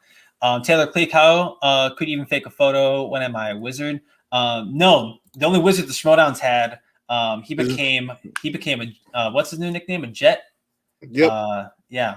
So I think the dance category was great. Liz killed it, and we got to talk to her on Show Me the Money, and she was awfully humble about it. But no, Liz, you kicked that thing's ass. Peggy in the chat, Taylor Cleek, tell your poor Matt's Hugh Hefner wannabe client that his wing streak full nets on Friday. Yo, Peggy, that's right there, Peggy. Get him. Go after that neck, Peggy. Show him about the den. Show him about the den. Yo, that's nuts. Peggy Rage is going to be one hell of a match, and I cannot wait to talk about it when we do. Emphasis on hell. Yeah, hell's going to freaking freeze over. But no, I have dance movies. Will Slice of the Week. I love that slice. All right, Suge, what's yours? Oh wow, Taylor, really? You're going to go there? Oh what? Wow.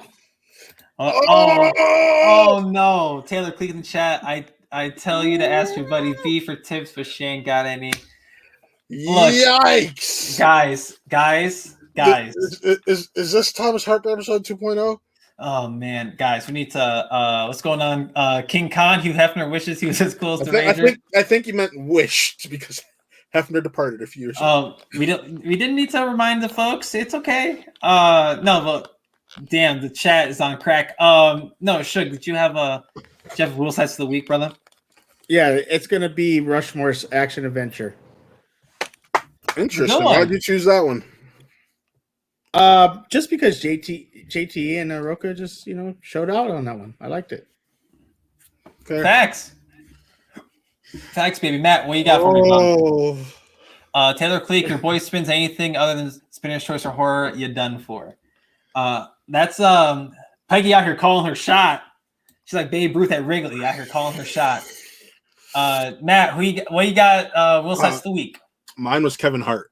I chose Kevin Hart simply because that slice coming up in this match was a reminder that always take the new slices. Yes. The first few questions are always, and history shows us this, the first few questions are always very, very easy, and it poked its ugly head, and I think ultimately that's what cost Video Drew the match. Right. Taylor Cleek in the chat, my client did inherit the grotto from Hefto, God rest his soul. That's wow, it's one hell of a gift. And Rick Radis, what an interesting guy. We'll talk about we'll get to his match, but right. Yes. But now that we've gone through real slice of the week, let's go to the standings. Yes. Matt, Suge, and Chris. These are our standings for our predictions on the Schmoedown so far this year. Right now, I am at 31-7. Suge is at 14-12, and Chris is at 26-12. Friendly reminder: the reason Suge is lower than us is because he joined the show after we had already started this. So, yes, let's talk about these matches and let's go. Ooh, the wheel give us and the wheel take us away. It can't take a damn thing from my man when he's mastered them all at Peggy Gubbins. Ferris Muthana, that's a nasty grotto too. What's up, Ferris? What's up, Ferris? Got to hop on the highlights before this. So it was really fun. I did not know the show name. Yeah, it's the highlights, you know. Yeah. It's a good show. Yeah. It's a good show. I like that show. It is a good show. I Ferris remember Muthana, very that's how we like it. My evil twin, Ferris Muthana, 100%. First match of the week, Matt. Let's do this. First match of the week. I have to get back to the schedule. So give me 1 second. Okay. First match of the week is Adam Witt versus Zach Burkett. I'll start this one off. If you think I'm going with anyone other than my man Zach Burkett for this one, you got another thing coming. I have been riding and dying with Zach Burkett since he was announced after we talked to him right here on our show. Dude's a great guy. He knows his stuff. I'm going with Zach here.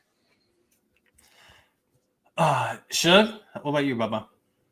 I mean, I don't even know why you're asking. It is a great show, Ferris. Yeah, great show. Highlights, LGR. I mean, you know who I'm going here. I'm going with Zach Burkett.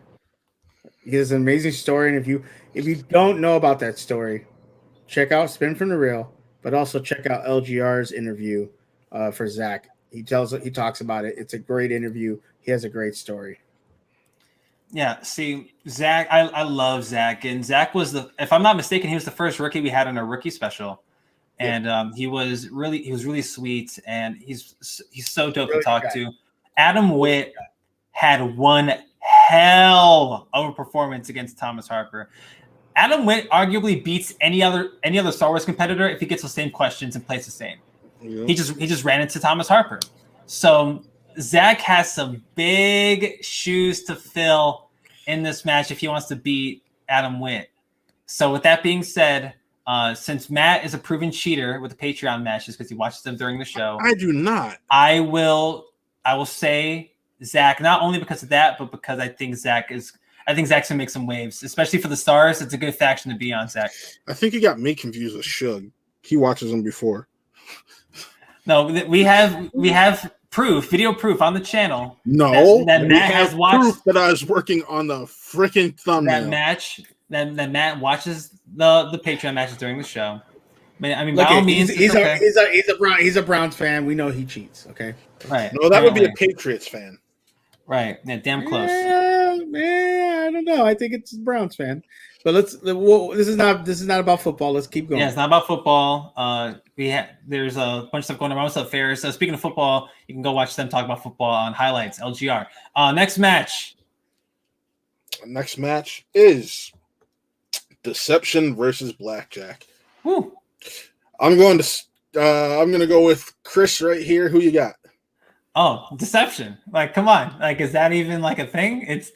I think Blackjack is the team of Janine the Machine and Jacoby Bancroft. Yes, sir. Obviously, Jacoby Bancroft, is really damn good at movie trivia.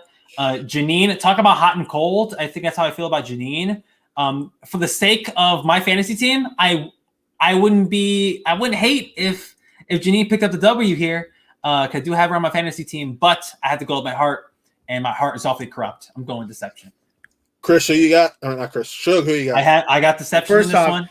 First off, the disrespect to call me Chris. Do I look like him?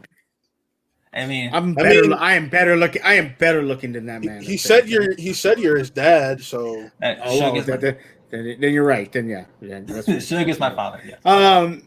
Yeah, I'm going with deception. Obviously, Adam Collins, former singles champ, and Marisol McKee, who showed she showed beating Video Drew. She's the real deal. She's the real deal. So, I definitely I'm going to take deception, and we have an announcement about deception or half a deception, and a little bit, but we'll talk about it. But yeah, I'm going deception. All right, now Suge, you're going to start us off with the third match of the week, which is Danger Zone versus the Midterms. Oh man, okay. Do you guys know my favorite movie? Oh, it's Top Gun. Top Gun. Exactly. I'm going Danger Zone here, even though I don't think Ben Bateman. I know I'm going to say it. People are going to come after it. They're going to come after me for this. I don't think Ben Bateman Damaro is going to be successful as Damaro and John Roca. That's not what I thought you were going to say. I kind of think the same thing, but I want to see how it plays out. But I think Danger Joe's going to get through this match easily, and we are going to have an absolute barn burner versus them in Deception. That match, I am super hyped for. So yeah. Danger Zone TKO, I believe it. All right, I am going with Danger Zone, but I'm going to say the opposite. Hold on. I gotta answer Ferris. This is actual facts, Ferris. And Chris is half Mexican, so this could be facts. Should be fine. Yes, it's me. That's me. It's Chris. Chris Anthony Lopez. That's me. Yeah. The only reason his last name's Lopez because she couldn't find my last name. Right. Lopez is close enough. I am with Latin Show. Super teams failing. Yeah. On some real shit. Yeah. I don't think they're going to be as good as people think they are. Now they might be surprising. Yeah. Let's see what happens with this match. But the test is going to be deception. Yeah. Here's what I'll finish saying about this match. I think it's going to be I think it's going to be much closer than people give it credit for. I want to see them push Danger Zone to their 5. Highway to the sorry. And midterms, that's Eric Zipper and Jonathan Harris. Yep. Jonathan Harris, he was not good as a singles player, but he was pretty damn good in teams. Him and Long used to kill it when they were the Harris Bros. I mean, I also have Danger Zone. I'm a Ben Bateman mark. Go stream a song. Sorry for tonight. It's really good. I have to. Yeah, Danger Zone. I'm not going to go as far as saying TKO, but I will say Danger Zone. You're somewhere in the middle between me and Shug. He said TKO. I said I want to see it go to the 5. I think it will, and you're somewhere in the middle. Yeah, I like to think that Zipper and Harris are going to play better than what people give them credit for. And Eric Zipper obviously is really good at singles and teams, but Jonathan Harris is a question mark to me. And that's where I'm iffy. And he's been out for what, 2 years now? It's been a minute. It's been a minute. And Zip's he's been out for a year. He's been out for a single year, I think. Okay, even if it's a year, and you're gonna come back and play Dan Murrell and Ben Bateman. Yeah, I got Danger Zone, baby. Look at you're not me. You're not me that can beat Ben Bateman on any given day. Wait a minute. Your name's not Jeff Show. No, shout out to Jeff Show. I love him. Right? No, I'm talking about Magic the Gathering. I don't think I personally don't believe that Midterm is gonna have any. They're not gonna be a threat. Now, if they beat him, Ben Bateman must have missed every freaking question, and Damaro must have freaking lost his damn mind. So I'll call that shot right now. I don't think they're gonna even be close. But that's just. Go talk crap about me in the Facebook group. I don't care. All right. And the next match we'll talk about is the undercard of the live event. Oh, damn. And this is fun. So I got one question for you. Are you suckers ready to rage? What the hell was that? What the hell was that? Ask Rick the Rager Addis. That's like Triple R. I love Triple R. Don't get me wrong. I love me some Triple R. But Peggy Cummins is coming for that ass. Okay? Peggy is coming for that ass. And she about to take it. Okay? She about to look at. I love Triple R. No disrespect. But Peggy Cummins coming. No, you don't. What are you talking about? No, I don't. I don't what? He says you don't love Triple R. I do love Triple R. I think he's a good. I love him, man. He's a good dude. I like him. Want to hang out with him? Drink some of that devil juice. Peggy Cummins about to come for that ass. Okay. Am I boring you, Peggy? I'm sorry. Did I? Yeah. Yeah. Or was that video putting you to sleep? Yeah. Look, got you. I think. Don't be biased. Don't be biased, okay? I'm not going to show my bias. I will not show my bias. You're already showing it. I'm not going to show my bias. Obviously, Taylor Cleek, a friend of mine, I love him to death. He just happens to be the agent for Rick Radis. I could care less about Rick. I just talk to him solely because he's a mutual friend through Taylor. So that's the only thing I got in regards to Radis. Obviously, he played well against Chrissy V. I mean, it was a great rookie performance, a great performance to really step into this and show folks what you're capable of doing, taking that W. TKO nonetheless. But Peggy had herself one hell of a showing against Paige Trebetti, another friend of the show. Yeah. Like, obviously, Peggy's a killer. And if Peggy, I don't like the bias. Keep going, Chris. I love Peggy. And the secretary of her fan club, I will let my fantasy team, Homeboy and the Heartbreakers, decide my pick for this. I have one of these two players, and it's the Rager Rick Radis. Wow. I'm sorry, Peggy. I'm so sorry, but my fantasy team needs the points. I'm in 4th. I need to catch up. I need Bateman to win his match this week. He's the king of Homeboy and the Heartbreakers. I need Radis. I need Radis to win this W. For the points. I hope when Peggy wins this match, she absolutely shits all over you, Chris. She probably won't because she got better things to think about. But I hope she remembers. I love Peggy, and I want Peggy to know that she shits all over you. Okay, I want Peggy to know. I hope you do that. I want Peggy to know that I love her. That obviously I'm a part of the fan club. I'm the secretary of her fan club. I love Peggy. I think she can do great things in Schmoedown. Taylor, I don't know if they went up there and told you I don't shine shoes no more. Yeah, see, wait a minute. So we talking about the SCN kind of shining shoes. You're talking about actually shining shoes. No, we're kicking off our Sunday shoes. If you don't know where that quote comes from, I can't be friends with you. Okay. What I'm saying. Look, Taylor in the chat, when you show up like a big deal, they treat you like a big deal. You'll get yours one day, maybe. I need the points for fantasy. That's where my pick comes from. Because especially if I have Janine losing to Deception, Bateman has to win for me this week, and so does Rager. Okay. So here, I'm gonna point out some facts real quick. Both players had similar round ones in their debuts. Mm-hmm.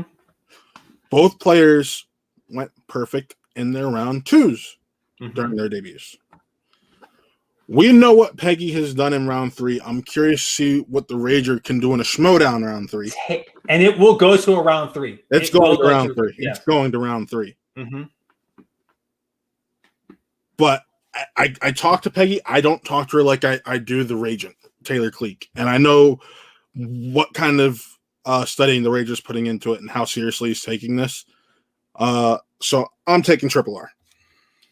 Look, and if Peggy stomps Radis and sets out the fire that is the Rager, then by all means, Peggy, you can come on this show and Chris give me and I all the will shit. eat crow. Chris and I will eat live crow on the show next Monday. I'm at a loss for words. I just need the points for fantasy. I need the points for fantasy, and I have the Rager. Like that's where my thing comes in. But yo, this match is gonna be really good. Yeah. What a great doubleheader on Friday. Taylor in the chat, hey, at least you get to play live. That's what happens when you face the Rage. I'm stoked for you. Look, so before, I don't want to let them do it again in the chat. But what a great doubleheader of matches this is. And maybe because like for us here, and we obviously like Peggy, friend of the show, and Radis, he's fine, but Taylor, friend of the show. Peggy, no hard feelings, fellas, except maybe Triple R's when he gets getting TKO'd. Talk your shit, Peggy. Talk your shit. Mad respect for you, Peggy. We got to get you back on soon. We do properly because we loved having you on for the free for all. Right. So, yeah, that match rules, and the fact that it's the predecessor to the main event, it's a hell of a show. Yeah. Oh yeah, I think this is. I said it a while ago when Peggy played Paige. I said this was beginning of 2 stars, and now Rick Radis has proven he's a star. Right. You know, if he can be a Schmoedown movie trivia star, it's going to be great. But this match right here, I think this match is going to be electric. It's going to be amazing because look, you can tell Peggy's not backing down, talking crap. Neither Triple R's not going to back down. Mm-hmm. And if they're both great at trivia, it's just going to be amazing. And I'm going to laugh my ass off watching this match. I can't wait because I can't wait. I cannot, and it's live. So all the stuff they're going to be saving is going to be off the top of their head. It's going to be proven how they can handle pressure. I am excited for this match. I cannot wait for this match. I hope you guys do great. I hope both of you, it comes down to overtime because you both deserve to be on a pay-per-view, and you've proven it. So I'm excited for both of you. I am tweeting out the trash talk you guys are doing to you because it's hilarious. But congrats to both of you. I cannot wait for this. I will say this: this Friday has the potential to be the best live match we've had all season. The best live event we've had all season. Right? Yeah. And it just because Damon DeMolante 2, as long as it lives up to Damon DeMolante 1, which is still the best live event of this season, great. But to have an undercard like this, where you have 2 of the biggest rookie personalities going up against each other, as they say in the Christmas story, it was electric sex. That's what I think we're going to get. Wait a minute. I do love I love this undercard. When we found out this past Friday that it was going to be Radis and Gubbins. Taylor in the chat, they booked these matches in the wrong order. Damon DeMonte, yawn. You're funny as hell, Taylor. But when we found out those would be Radis and Gubbins, I'm like, oh my god, this is a match not only I've been wanting for weeks now, ever since they both won their first match. Like, this is probably 2 of the shiniest stars that the Schmoedown has seen out of the rookie class of 2021, and now they're facing off against one another. There's a line in the Christmas story, Ferris, where Ralphie's touching the light and calls it electric sex. There you go. So get your sentiment though. But because this is digital, that's why I said this is going to be electric. And I totally understand the sentiment. But having this match, I almost think this is a mistake having them face off against one another so soon. I agree. But because that they're playing one another, here they are. It's a little nasty of my Rick standards. Yeah, dude. And that's coming from his roommate, Taylor Cleek. So I like what Suge said. Good luck to the both of y'all. It's gonna be an absolute barn burner, and I can't wait to see it. I can't wait. God, I hope if Peggy wins, I hope she just shits on you, Chris. But then if Triple R wins, he's gonna say something about me, which is gonna be hilarious. So either way, one of us is getting shit on that on Friday night. If Peggy straight up drags my name and my face to the dirt on Friday, amazing. I think I know we're gonna be watching it together on StreamYard or Zoom or something. I'll probably start crying. That was too nasty. And Rick has the F Gato right. Friday's favorite night. I gotta work in the morning too. It might last till Saturday morning. It's gonna be one long ass night, especially with the main event. Let's do that main event right now, baby. Woo. Main event. We got DeMolante Damon. Let's start off with. I have a question. Is this live? Presumably. Presumably, yes. Oh wow. Wow. Be a little bit different from last time around. Wow. Damn, Suge's like stumped right now. Okay, no, because we're so used to Christian saying, "Look, the championship matches, we kind of want to do them live because they're not going to be hard to do because it's not." Teams was the hard one to do. Yeah, singles is not hard. Teams is the hard one. Singles are just that wait for the for round 4, getting them back. Yeah. Or any challenges, like the stuff. Yeah, so. And obviously, there was a big challenge in this match last time. Right. So a game saving. Look at. Ferris has Alex. Ferris and me. We interviewed Demolanta. Leo has Demolanta. He talked about winning it. He talked about having that. And I said, look, the one guy I believed had the guts to go head to head with Alex Damon was Demolanta, and he did it. I think Demolanta's going to defend. Oh, hell. Demolanta's going to defend. I think Damon, I feel Damon's going to have to check down one time, and that's going to be a win. I think, but here's the thing, though. Demolanta's going to have to go perfect again, which is crazy to think about, but I think he can do it. So I got Demolanta. Oh my God. Oh, my God. Okay. Yes. Are you sure, Chris? You want me to go first? So you got more time to compose yourself. Yes. All right. I'm with Ferris. It's okay to be wrong, Suge, because hey, I wasn't wrong last time. Yeah, you want to know why I'm going to say you're wrong this time? Because we saw this past Friday, Alex Damon's mind was somewhere else. You want to know where that was? Oh man! There's something coming Friday where he looks to take back his belt. Alex Damon is coming back, and he's taking Damon's ass just like and he's going to take Demolanta's ass just like John Rook wants to take Damon's ass. I have Alex Damon taking his title back. Oh, jeez. Oh my God. Okay.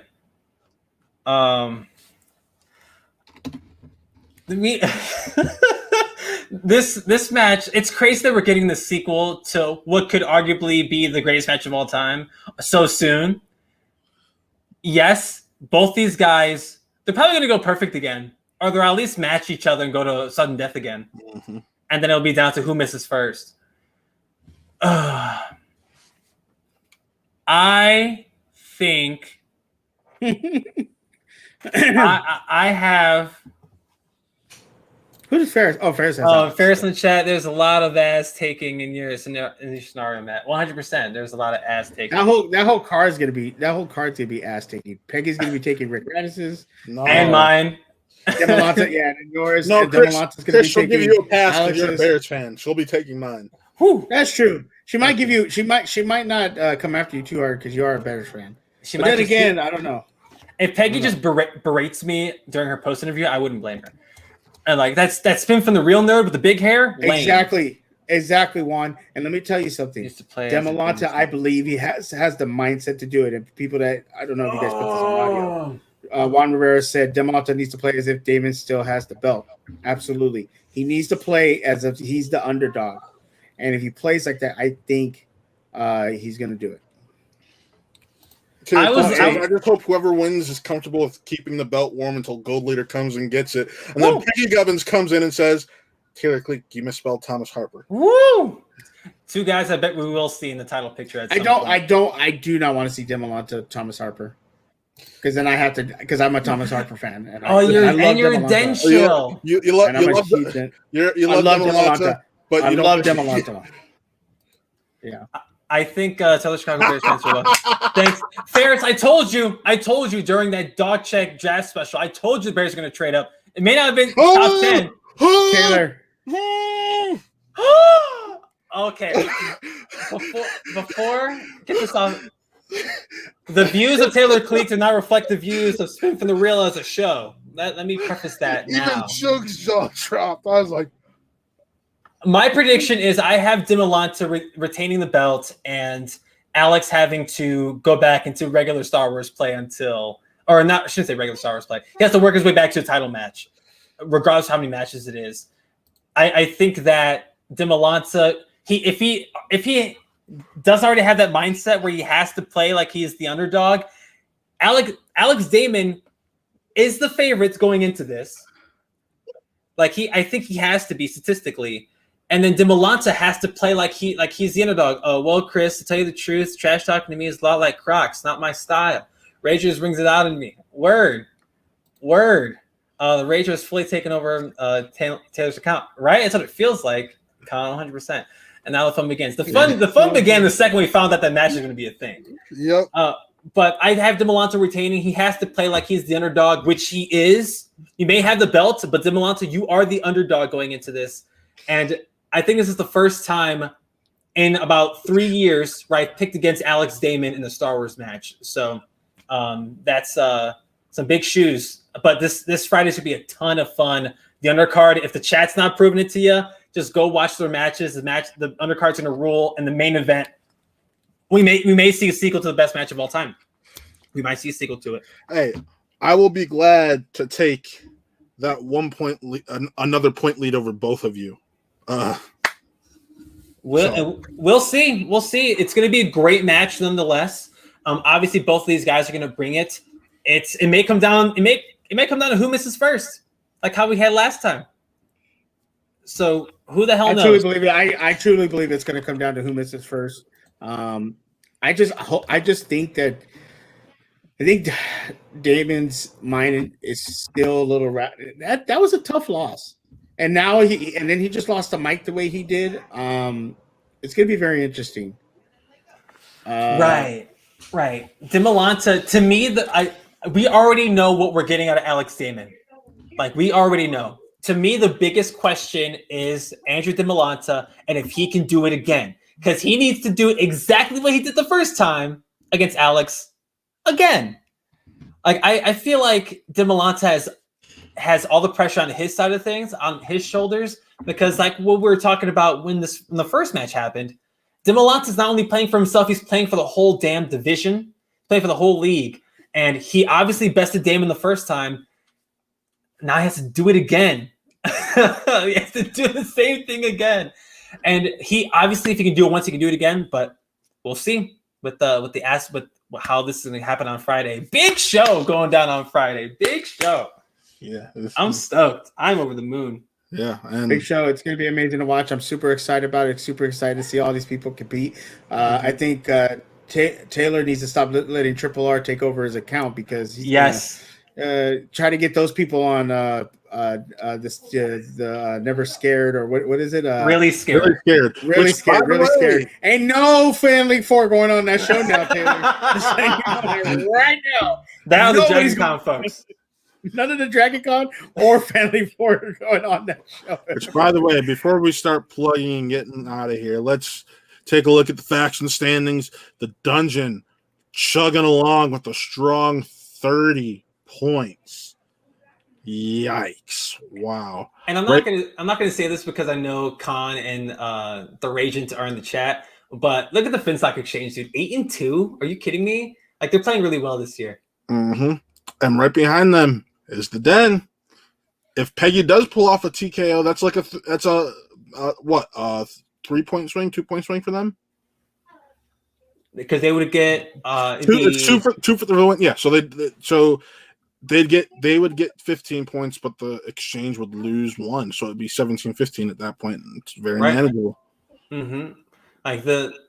Obviously we're still really early in the season. It just looks crazy that the Dungeon's ahead by so many points this early. But the title matches, man. Yeah,